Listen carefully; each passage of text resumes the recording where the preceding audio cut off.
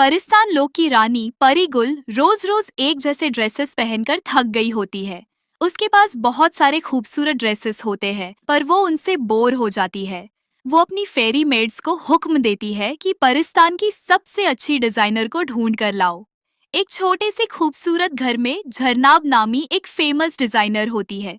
रानी गुल का पैगाम मिलते ही वो महल की तरफ रवाना हो जाती है।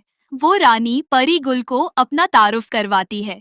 रानी गुल कहती है, अगर तुम कुछ बहुत ही यूनिक बनाओ जो पहले कभी किसी ने ना देखा हो ना पहना हो, तो मैं तुम्हें अपनी शाही डिजाइनर बना दूंगी।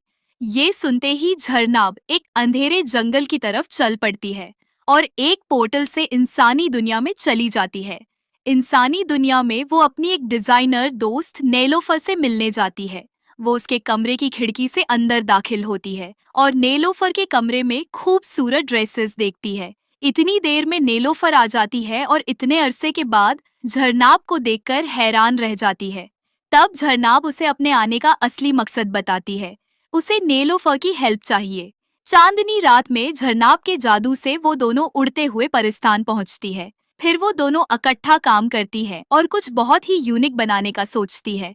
दोनों काम करना शुरू कर देती हैं। उनके पास 5 दिन का टाइम होता है। दोनों बहुत मेहनत और लगन से ड्रेसेस बनाती है। उनके ड्रेसेस कंप्लीट हो जाते हैं। वो उन्हें लेकर महल की तरफ चल पड़ती है। वो अपने सारे ड्रेसेस लेकर महल पहुंचती है।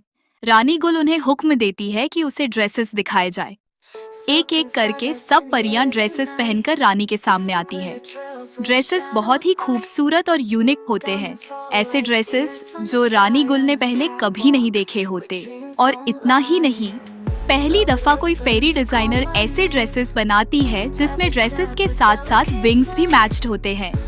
रानी के सामने हर रंग में खूबसूरत ड्रेसेस पेश किए जाते हैं। झरनाब ने ड्रेसेस के साथ मैच्ड विंग्स तैयार किए होते हैं और नेलोफर ने इंसानी दुनिया से इंस्पायर खूबसूरत ड्रेसेस तैयार किए होते हैं। इसीलिए वो इतने यूनिक होते हैं।